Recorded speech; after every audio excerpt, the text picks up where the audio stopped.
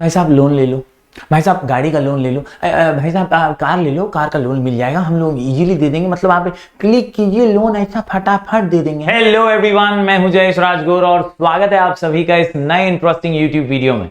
दोस्तों, हम पढ़ रहे हैं क्लास 12 का इकोनॉमिक्स न्यू सिलेबस और ये है chapter number 9 money market and capital market in India का लेक्चर नंबर 1। जी हां दोस्तों, इंपॉर्टेंट वीडियो है। आज हम इंट्रोडक्शन भी लेंगे और साथ ही साथ रिजर्व बैंक ऑफ इंडिया जो हमारे फाइनेंशियल सिस्टम की एपेक्स बैंक है, टॉप मोस्ट बैंक है, हमारे देश की केंद्रीय बैंक जिसे हम कहते हैं central bank of India, reserve bank, तो आज उसी के फंक्शंस भी हम जानने वाले हैं। तो चलिए इस वीडियो को शुरू करते हैं। लेकिन अगर आप इस चैनल पर नए हैं तो जरूर से सब्सक्राइब कीजिए, बेल आइकन दबाइए, क्योंकि यहां आपको लगातार ऐसे ही इंफॉर्मेटिव वीडियोस मिलते रहेंगे। साथ ही साथ अगर आप नए हैं तो जरूर हमारा टेलीग्राम चैनल ज्वाइन कीजिए, नाम है स्काई एजुकेशन ऑफिशियल, और यहां पर आपको ढेर सारे पीडीएफ नोट्स, आईएमपी क्वेश्चंस मिलते रहेंगे। ऑलरेडी 20,000 से भी ज्यादा स्टूडेंट्स यहां पर जुड़े हुए हैं, तो जरूर अपना प्यार बरकरार रखिए। चलिए आज के इस वीडियो को शुरू करते हैं। दोस्तों, मुद्दे की बात करें तो सबसे पहले आपको समझना होगा कि what exactly is the financial market. और दोस्तों, जैसा कि आप सभी जानते हैं, finance is the backbone of any economy. यानी यार, इकोनॉमी का रीढ़ की हड्डी समान फाइनेंस होता है। पैसा है तो खेल है, वरना खेल खत्म, खलास, फिनिश, टाटा बाय बाय, गया। याद रखिए दोस्तों, फाइनेंस इज द बैकबोन, और इसीलिए एक फाइनेंशियल सिस्टम का मजबूत होना देश की मजबूती के लिए बहुत जरूरी है। Finance is the backbone of any economy. याद रखिए, finance basically refers to what? It refers to management of money. यानी पैसे का कैसे आप मैनेजमेंट करते हैं, पैसे का कैसे आप मैनेजमेंट करते हैं, इसी को फाइनेंस कहते हैं दोस्तों। इट इंक्लूड्स फंड्स नीडेड, क्या? फंड्स नीडेड, ये शब्द याद रखिएगा। Funds needed bye individuals, business houses, government for various purposes.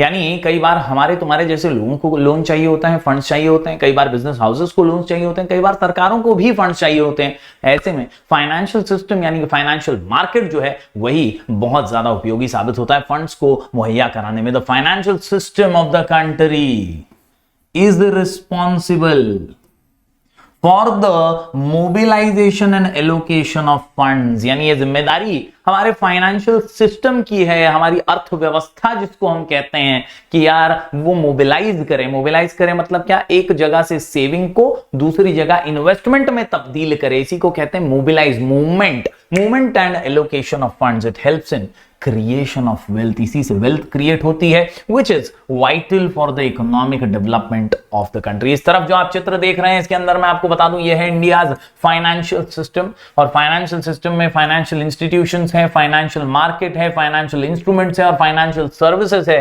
This chapter, ये जो हमारा 9वां चैप्टर है, जबरदस्त सा चैप्टर, ये आपके लिए फाइनेंशियल मार्केट्स को कवर करने वाला है। जी हां, deals exclusively with financial markets in India. Financial markets are an important component of the financial system. तो चलिए आज के चैप्टर को शुरू कर देते हैं। उम्मीद करता हूं इंट्रो आपको समझा होगा। हम अर्थव्यवस्था को पढ़ने वाले हैं, फाइनेंशियल सिस्टम को पढ़ने वाले हैं, और फाइनेंशियल सिस्टम के तहत आने वाले फाइनेंशियल मार्केट्स को इस चैप्टर में कवर करने जा रहे हैं। जी हाँ, फाइनेंशियल मार्केट की बात करें तो दो मुंह वाली है मार्केट, दो मुंह वाली। एक है मनी मार्केट इसमें, और एक है कैपिटल मार्केट। याद रखिए, फाइनेंशियल मार्केट एक ऐसा मार्केट है which refers to buying and selling, यानी सेल एंड परचेज होता है यहां पर। काय का? फाइनेंशियल असेट्स का। काय का? फाइनेंशियल असेट्स का। काय का? फाइनेंशियल असेट्स का। याद रखिए, मार्केट शब्द आता है तो यार अपने दिमाग में अंबाड़ी road market, Deendayal Nagar market, ये मार्केट, वो मार्केट, फला मार्केट, ढिकना मार्केट, ऐसे अलग अलग मार्केट आपकी नजर में आते हैं जहां खरीदने वाले और बेचने वाले मौजूद होते हैं। यहां भी हैं, लेकिन यहां पर जो बेचना और खरीदना होता है वो किसका होता है? वो सब्जी तरकारी का नहीं होता, वो होता है फाइनेंशियल असेट्स का। Yes, this market is all about financial assets and its sales and purchase. जैसे कि बॉन्ड्स होते हैं, गवर्नमेंट बॉन्ड, स्टॉक्स होते हैं शेयर बाजार में, आपने सुना ही होगा, डेरिवेटिव्स होते हैं, कई गवर्नमेंट की सिक्योरिटीज होती हैं, कई कागज पत्तर होते हैं, ये एक्सचेंज किए जाते हैं, फॉरेन करेंसी का लेन देन होता है, and all this is undertaken in the financial market। दोस्तों financial market operate through banks, non banking financial institutions, कई एजेंट होते हैं, ब्रोकर्स होते हैं। हमने स्कैम 1992 में देखा है, हर्षद मेहता वाली जो वेब सीरीज आई थी, सुपर फेमस हुई थी, सुना होगा। तो उसी के अंदर हमने ये सारे बैंकिंग, नॉन बैंकिंग और ब्रोकर्स के बारे में जाना था। म्यूचुअल फंड्स, सही है बॉस, डिस्काउंट हाउसेस, ये सारे इसके प्लेयर्स होते हैं। फाइनेंशियल मार्केट में ये लोग होते हैं और ये लोग लेन देन करते हैं, फाइनेंशियल एसेट्स का बेचते खरीदते हैं, बॉन्ड्स को, सिक्योरिटीज को, डेरिवेटिव्स को, बॉन्ड्स को। इसके अलावा फॉरेन करेंसी का भी लेन देन होता है। Financial market include two distinct market, एक तो है मनी मार्केट और दूठो है कैपिटल मार्केट, यानी दो मार्केट्स हैं यहां पर, एक है मनी मार्केट और एक है कैपिटल मार्केट। उम्मीद करता हूं दोस्तों आपको कॉन्सेप्ट एकदम समझ में आ गया होगा ठोक बजा करके। आज का विषय है अपना मनी मार्केट। मनी मार्केट की जब बात आती है तो याद रखिए, शॉर्ट में बता देता हूं, money market for short term funds, money market for short term funds, money market for short term funds. जी हां, आपको याद रखना है, money market is a market for lending and borrowing short term funds. यानी आपको कम समय के लिए लोन चाहिए या फंड्स की जरूरत है तो आप यहां पर इंस्ट्रूमेंट्स को बेच या खरीद सकते हैं, एसेट्स को बेच या खरीद सकते हैं। It is a market for near money, that is short term instruments such as trade bills को बेचते हैं आप, अपने व्यापारी बिल्स को, या गवर्नमेंट की सिक्योरिटीज जो हैं उसको बेचते हैं। प्रॉमिसरी नोट्स होते हैं कि हाँ आज पैसा मिलेगा, बाद में पैसा मिलेगा। Such instruments are highly liquid. Highly liquid का मतलब क्या होता है कि यार इसके बदले में तुरंत पैसा मिलेगा, इसकी लिक्विडिटी एकदम हाई है, ये इजीली ट्रांसफरेबल है इन कैश और इन मनी, ये लेस रिस्की होते हैं और इजीली मार्केटेबल हैं with a maturity period of 1 year, 1 साल और लेस देन 1 ईयर। यानी इसीलिए तो ये शॉर्ट टर्म फंड्स है ना। 1 साल या 1 साल के अंदर के लिए आपको फंड्स चाहिए तो आप ट्रेड बिल बेचो, सिक्योरिटीज बेचो और उसके बदले में पैसा लेके निकल लो, वापस से लौटा देना, ब्याज भर देना। इस तरह से ये मार्केट चलता है। मनी मार्केट की हम बात कर रहे हैं दोस्तों। मनी मार्केट काय का मार्केट है? शॉर्ट टर्म फंड्स का मार्केट है। काय का मार्केट है? शॉर्ट टर्म फंड्स का मार्केट है। और यहां पर ये विविध पद्धति के जो हैं शॉर्ट टर्म इंस्ट्रूमेंट्स बेचे और खरीदे जाते हैं, जो हाईली लिक्विड होते हैं, लेस रिस्की होते हैं और इजीली मार्केटेबल होते हैं। उम्मीद करता हूं दोस्तों आपको यहां मनी मार्केट का इंट्रो समझ में आ गया होगा। मनी मार्केट की जब बात आती है ना, तो मनी मार्केट जो है ये डाइकोटोमस है। डाइकोटोमस मतलब 2 हिस्सों में बटा हुआ है, एक है ऑर्गेनाइज्ड सेक्टर और एक है unorganised sector. It comprises of both the organised sector as well as the unorganised sector. याद क्या रखने का? याद रखने का, ऑर्गेनाइज्ड मतलब जो गवर्नमेंट के कंट्रोल में, अनऑर्गेनाइज्ड मतलब गवर्नमेंट रेस्ट्रिक्शंस और कंट्रोल से थोड़े से दूर भाग जाते हैं, है ना। ऑर्गेनाइज्ड सेक्टर की बात करें ऑर्गेनाइज सेक्टर की बात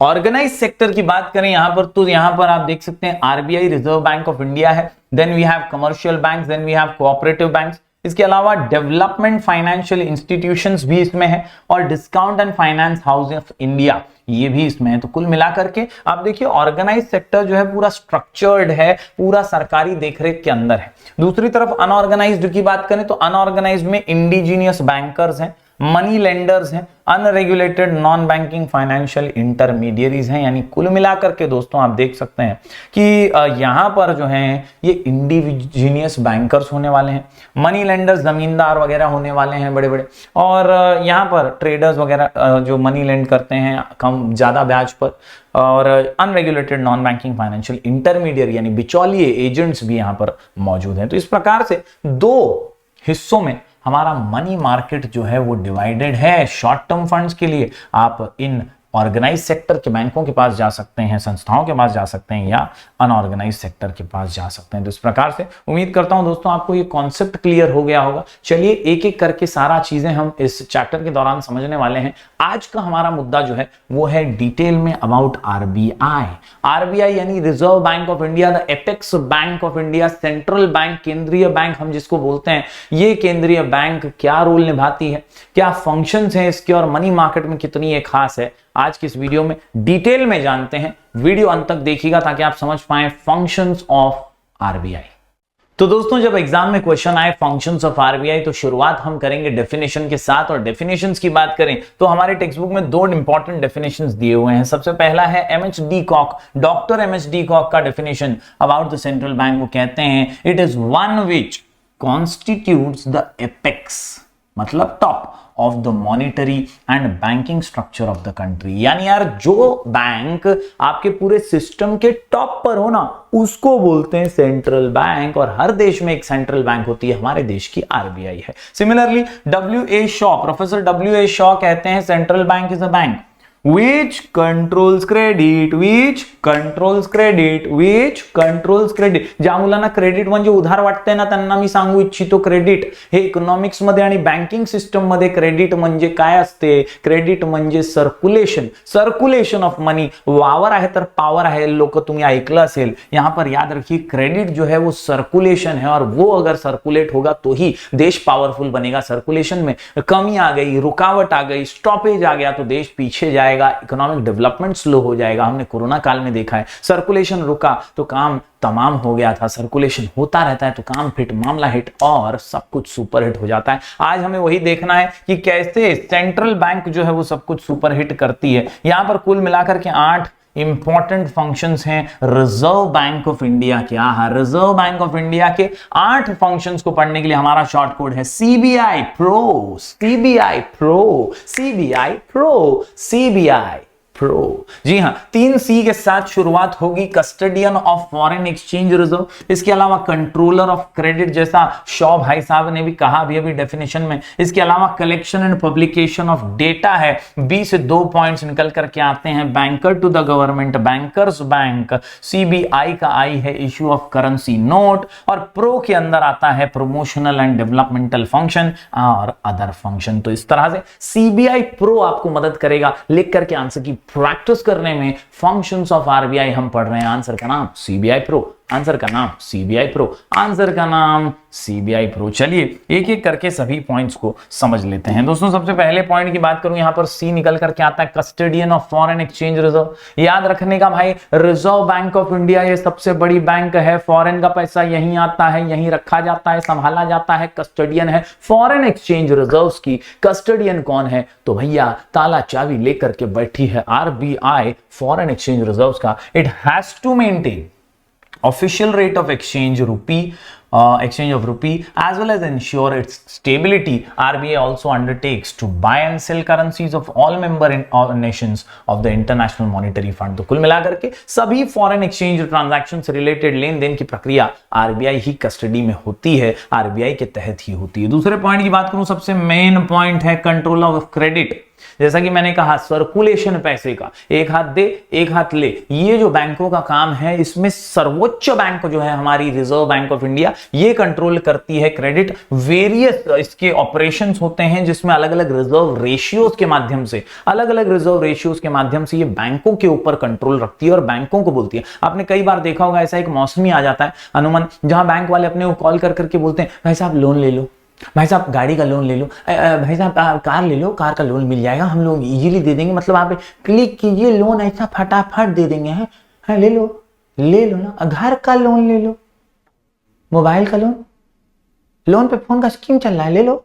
इस तरह से कई बार लोन देते रहते हैं। क्यों? They want circulation to increase. कई बार ऐसा होता है कि ब्याज की दरें बढ़ा दी जाती हैं ऑन द ऑपोजिट साइड, पहले लोन देने की प्रक्रिया और दूसरी तरफ मैं आपको समझा रहा हूं कि कैसे वो लोग ब्याज ज्यादा लेते हैं, इंटरेस्ट ज्यादा चार्ज करते हैं। सब कुछ खेल आरबीआई का है। आरबीआई कई बार रेट्स को इंक्रीज करती है, interest rates, repo rates, SLR, ये लिक्विडिटी रेशियोज जो है वो इंक्रीज करती है ताकि पैसा वापस से उसके पास आए मार्केट में से। और कई बार जब ज्यादा पैसा होता है तो वो मार्केट में वापस भेजती है लोन्स के माध्यम से ताकि मार्केट में पैसा सर्कुलेट होता रहे। इसी प्रक्रिया को कंट्रोलिंग ऑफ क्रेडिट कहते हैं। As supreme banking authority of the country, RBI has the power to influence the volume of credit created by commercial banks। यानी ये जो देना बैंक, लेना bank, HDFC bank, ICICI bank, axis bank, ये फलाना ढिमकाना bank है ना, ये कमर्शियल बैंक है, इनको कंट्रोल करती है अपनी आरबीआई और इनको ही बताती रहती है कि कब क्रेडिट होना चाहिए, कब नहीं होना चाहिए, कब सर्कुलेशन कम होगा, कभी ज्यादा होगा। और इसके लिए क्वांटिटेटिव मेजर्स और क्वालिटेटिव मेजर्स जो है वो अपनाए जाते हैं। ये अलग अलग रेशियोज हैं, जैसे bank rate, open market operations, इसके अलावा variable reserve ratio, cash reserve ratio. मतलब एक अमाउंट ऑफ फंड हमेशा हर बैंक को आरबीआई के पास मेंटेन करना है। हर बैंक को, हम जैसे सेविंग अकाउंट खोलते हैं वैसे हर बैंक का अकाउंट आरबीआई के पास है। तो ये अलग अलग रेशियोज हैं जो हर बैंक को मेंटेन करने हैं आरबीआई की गाइडलाइंस के तहत। इसके अलावा मार्जिन रिक्वायरमेंट्स हैं और इसी से रेगुलेट करने का काम जो है आरबीआई अक्सर करती है for the purpose of credit. तो उम्मीद करता हूं दोस्तों आपको रिजर्व बैंक के दो जो है इंपॉर्टेंट फंक्शन समझ में आ गए होंगे। सीबीआई प्रो में दो C, custodian of foreign exchange reserve और कंट्रोलर ऑफ क्रेडिट। बढ़ते हैं दोस्तों आगे। अगला सी जो है आसान सा है, collection and publication of data. RBI क्योंकि ये सबसे ऊंची बैंक है, सबसे बड़ी बैंक है, सबसे पावरफुल बैंक है, इसका काम है डेटा कलेक्ट करना और पब्लिश करना। लोगों को हमेशा जानकारी रहनी चाहिए देश की स्थिति क्या है, आर्थिक परिस्थिति कैसी है, देश कहीं डूब तो नहीं रहा है ना, मतलब देश का हालात कैसा है वो बार बार पता चलता रहे। इसीलिए RBI collects and compiles statistical information related to banking and other financial sectors of the economy. Economy के अंदर हर सेक्टर में क्या हो रहा है, हर क्षेत्र में क्या हो रहा है, कितना पैसा आया, कितना गया, कितना आने वाला है, ये सारी चीजें आपको कच्चे चिट्ठे में मिल जाती हैं। उम्मीद करता हूं दोस्तों collection and publication of data आप समझ पाए होंगे। बात करते हैं अगले पॉइंट की। सीबीआई प्रो में सबसे जबरदस्त पॉइंट है बैंकर टू द गवर्नमेंट। ये पॉइंट अलग से अग्री डिसएग्री गिव रीजन वगैरह में भी आ सकता है, इसको नोट डाउन कर लीजिएगा, स्टार मार्क कर लीजिएगा। बैंकर टू द गवर्नमेंट म्हणजे वाघाचे पंजे। याद रखिए दोस्तों, बैंकर टू द गवर्नमेंट का मतलब होता है ये सरकार की भी बैंक है, सरकार को एडवाइस देती है, सरकार को गाइडलाइन देती है, सरकार को समझाती है देख इतना पैसा है, इतना ही खर्चा करना, और चाहिए तो बताना, छापना पड़ेगा, है कि नहीं। मतलब बैंकर टू द गवर्नमेंट है, सरकार के बदले में पेमेंट्स करने का काम भी करती है, सरकार का पेमेंट रिसीव करने का भी काम करती है। ये सरकार की बैंक है। RBI acts as a banker, agent and advisor, banker, agent and advisor to the government, it transacts the business of both the central, केंद्र की और राज्य की, सभी के ट्रांजैक्शंस ये करती है। It accepts money as well as makes payments on behalf of the government. तो कुल मिलाकर के ये बैंक किसकी है, गवर्नमेंट की है। किसकी है, गवर्नमेंट की है। उम्मीद करता हूं दोस्तों सीबीआई प्रो में 3 सी और 1 बी आप समझ गए होंगे। बढ़ते हैं अगले बी की ओर। दोस्तों ये जो अगला बी निकल करके आता है सिमिलर है, वंस अगेन अग्री डिसएग्री में आ सकता है। नाम है इसका बैंकर्स बैंक। क्या नाम है, बैंकर्स बैंक। क्या नाम है, बैंकर्स बैंक। मैंने आपको कहा ना यार, हमारा तुम्हारा अकाउंट तो यार कमर्शियल बैंकों में होता है, एचडीएफसी, आईसीआईसीआई, देना बैंक, लेना बैंक, ये सब में होता है।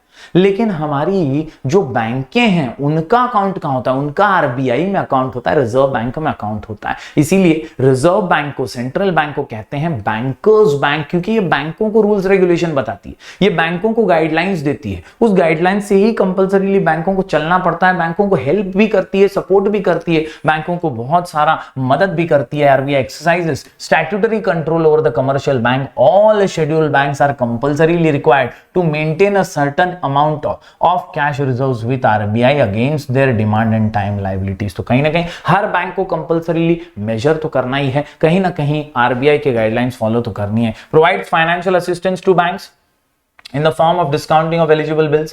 Loans and advances are also provided against approved securities। तो इस प्रकार से ये बैंकों की भी बैंक है। सीबीआई में आई सबसे आसान point, issue of currency notes. किसी को यह अधिकार है क्या, नहीं है, सिर्फ किसको है, आरबीआई को है, नोट छापने का और इशू करने का, छापने का, इशू करने का। ये अधिकार सिर्फ और सिर्फ आरबीआई के पास है। RBI has sole right, sole म्हणजे होल एंड सोल, सोल म्हणजे होल एंड सोल, पूरे अधिकार सिर्फ इसको और किसी को नहीं है, to issue currency notes of all denomination except 1 rupee note and coins as per the minimum reserve system of 1957. RBI is required to maintain minimum gold and foreign exchange reserves of rupees 200 crore, out of which at least 115 crore should be in gold and remaining 85 crore should be in terms of foreign currency। यानी कुछ ना कुछ तरीके से RBI को इतना reserves तो maintain हमेशा करना है ताकि देश की आर्थिक स्थिति कभी ज्यादा ना बिगड़ जाए। तो इस तरह से इशू ऑफ करेंसी नोट कौन करेगा, आरबीआई करेगा, सीबीआई। उम्मीद करता हूं आप समझ पा रहे होंगे। बढ़ते हैं आगे। सीबीआई प्रो में, प्रो बोले तो प्रमोशनल एंड डेवलपमेंटल फंक्शन। तो ये भी एक नैतिक जिम्मेदारी की तरह है, एक सामाजिक जिम्मेदारी की तरह है कि यार प्रमोशनल एक्टिविटी तो करना पड़ेगा, डेवलपमेंट प्रोजेक्ट्स में हाथ डालना पड़ेगा, extending banking service to semi urban and rural areas, गांव खेड़े तक पहुंचाना पड़ेगा।